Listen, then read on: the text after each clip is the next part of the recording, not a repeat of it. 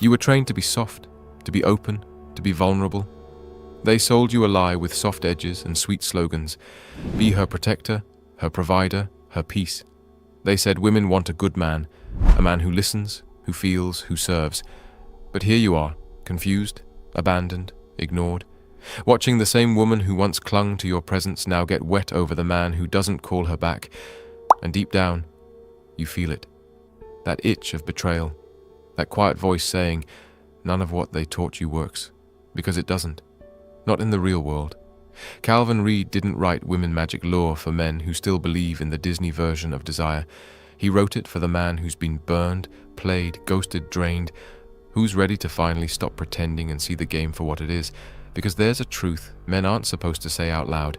Women don't fall in love with goodness. They fall in love with gravity, power, presence, command, not kindness, not compromise, not your feelings. The man she fantasizes about is not the one who puts her on a pedestal. It's the one who stands like he doesn't need her applause. You were raised to chase, to prove your worth. But the moment you chase, you flip the polarity. You kill the tension. You signal, I am beneath you, so I run after you. Reid makes it brutally clear, never chase. Because the moment you do, you're no longer the prize, you're the puppy. And women don't sleep with puppies. They pet them. They praise them. Then they get bored and move on to the wolf who doesn't ask for affection. He commands it by simply existing in his truth. That's the shift. Women aren't attracted to men who beg. They're drawn to men who build. You want her to need you? Then stop needing her. Build a life so magnetic she wants to orbit around it. Not because you gave her flowers, but because you gave her silence, purpose, direction, unpredictability. You're still trying to win her over with effort. But women don't fall for effort. They fall for energy. The man who doesn't flinch. The man who can walk away without blinking. That's the man she cannot forget. That's the magic lure. Reid exposes the trap most men fall into, believing that love is an even exchange. It's not. It's a power dynamic. A psychological game of who needs less, who controls the rhythm of intimacy, who withholds first. And here's the harsh truth. Women instinctively understand this. They don't even need to read a book on it. They were raised on it.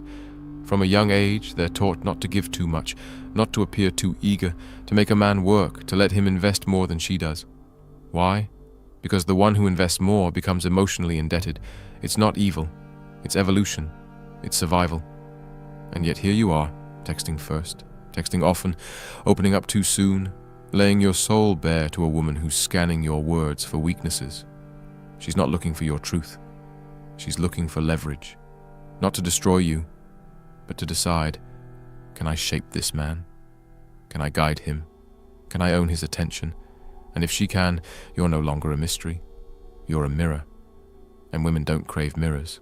They crave mountains. Women Magic Lure teaches that being emotionally open too soon is not vulnerability. It's volunteering for psychological disarmament. You think you're building closeness, but you're just handing over your manual. Every secret, every insecurity, every unmet need becomes a roadmap she didn't even ask for. And once she has it, the chase is over. Not because she's cruel, but because your mystery died in your desperation. Understand this. Women are wired to respond to uncertainty with desire. Not chaos, but masculine unpredictability. The calm man who reveals little, who leads with presence, not paragraphs. That's the man who gets under her skin. That's the man she dreams about. Not the one who asks, where did I go wrong? But the one who makes her question, why can't I stop thinking about him? You think connection is about confession, that the more you tell her, the more she'll trust you. But women don't trust words. They trust dominance, direction, detachment. Reid makes it clear, women follow energy, not explanations. And when your energy screams, please choose me, she doesn't feel admiration, she feels repulsion, not because she's shallow, but because biology punishes need. Need smells like survival. It signals weakness. It says, I need you to validate me. I need you to complete me. I need you to fix what I refuse to fix myself. And that's not love. It's dependence dressed up as romance. And women, they know the difference. They might not say it out loud, but they feel it deep in their instincts. A man who worships her becomes less of a man because he hands over the very thing she craves most, emotional authority. And when you do that, you become hers, but not in the way you hoped. You become hers to manage, to tolerate, to shape. You give her power, not respect. And here's the brutal irony. When she has that power, she doesn't feel safe. She feels burdened. Because no woman wants to be the man in the relationship. She might act like it. She might pretend she enjoys the control. But over time, she'll resent it. She'll test you. She'll provoke you. Not because she wants to destroy you, but because she's begging you silently to show spine, to fight back, to stand up, to not fold. Calvin Reed says it clearly. The moment a woman knows she can control you emotionally, you've already lost her sexually. Because desire does not live in comfort. It lives in polarity, masculine frame, direction. The man who doesn't just react to her moods, he anchors her through them. That's the secret they won't teach you in schools. You think love is about emotional equality, but it's not. Not in attraction. Attraction is primal, and primal doesn't care about fairness. It cares about instinct. Women aren't strategizing this, they're feeling it. But their feelings follow a pattern. She tests to feel your strength. She withdraws to feel your pull. She pushes boundaries, not because she wants to destroy them, but because she wants to feel they're real, that they will hold under pressure, that you will hold under pressure. You think you're being punished. You're not. You're being measured. Women don't fall for perfect men. They fall for immovable ones. The man who is so grounded in himself, so unbothered by her beauty, so unmoved by her emotions, that she feels something rare, masculine security. Not the fake kind, not the performative alpha energy, but the kind that says, I am enough with or without you. I want you, but I don't need you. And that is the line that separates men who win and men who chase. The man who wants but doesn't need is the man who chooses from abundance. And women can feel that. Calvin Reed hammers it home. Your abundance is your leverage. When a woman senses that your world is full, with mission, with purpose, with options, her mind attaches. Not to what you say, but to what you don't. To the mystery she can't unravel. To the life she can't control. She'll start to ask questions. Where does he go? Who does he see? Why isn't he obsessed with me? And in that space, you become the lure.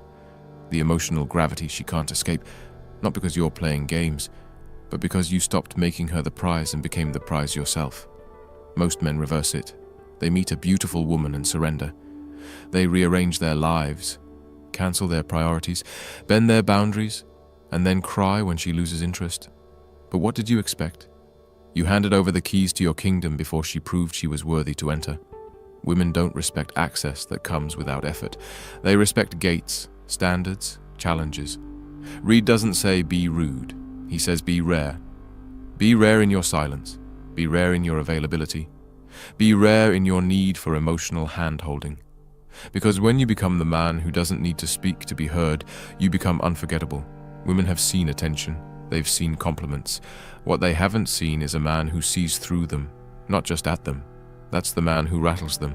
That's the man who redefines their taste. That's the man who doesn't follow the rules of attraction. He is the rule. This is what they won't tell you in therapy, in school, or on your social feed, because it shatters the illusion that you've been trained to protect. You are not failing because you're too emotional. You're failing because you handed over your edge. Calvin Reed calls it the erosion of masculine polarity. You've been taught to seek harmony when what creates attraction is friction. Not chaos, but contrast. She is emotion, you are logic. She is fluid, you are fixed. She is the wave, you are the rock. And the moment you try to mirror her softness, you disappear into her frame. She becomes the masculine force by default, and no woman wants to sleep with what feels like her emotional twin. She doesn't want to hold you. She wants to feel held by you. That doesn't come from crying on her shoulder. That comes from knowing who the hell you are without her. Reed rips the bandage off when he says, women don't want your soul. They want your center. They want to feel your axis unshaken, especially when they try to shake it.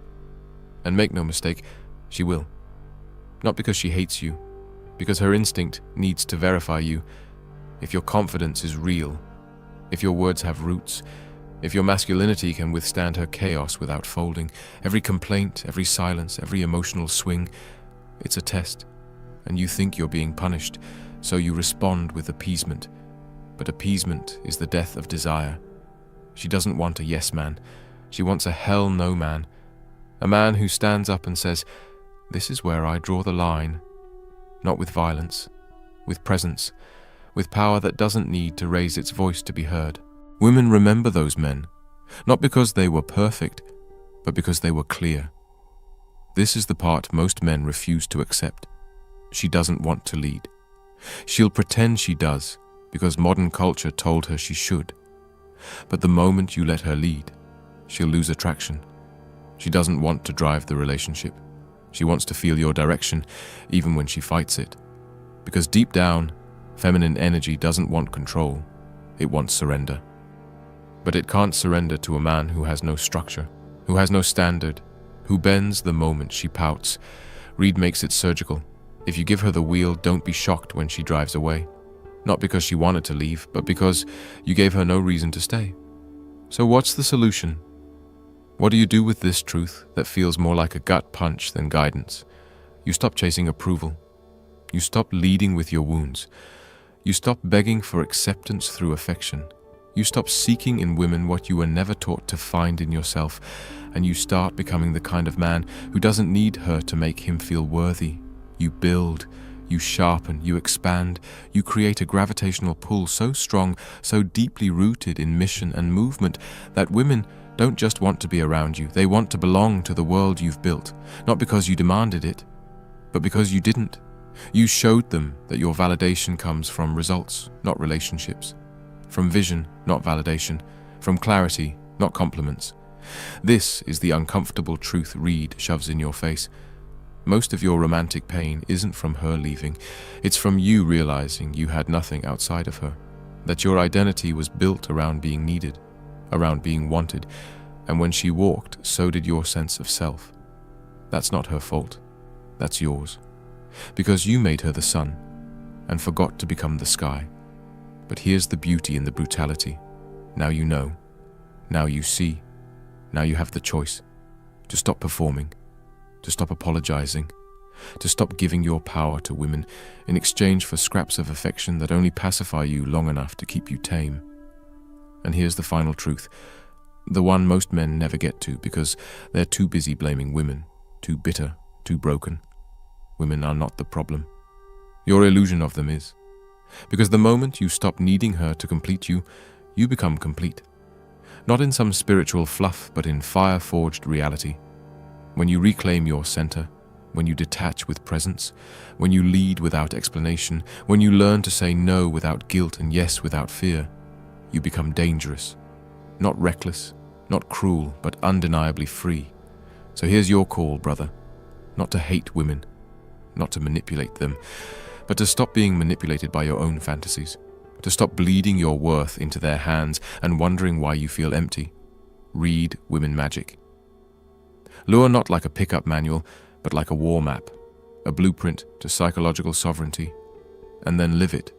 Walk like a man who doesn't chase, speak like a man who doesn't fear silence, love like a man who doesn't beg. That's when you stop being forgettable. That's when the game ends. Because the man who doesn't need to be chosen is the man she cannot forget. And that, brother, is how you win. If this video opened your eyes or stirred something within you, consider supporting the channel by checking the link in the description. Your support means everything. Don't forget to like, share, and subscribe. It helps this message reach those who truly need it. Cheers.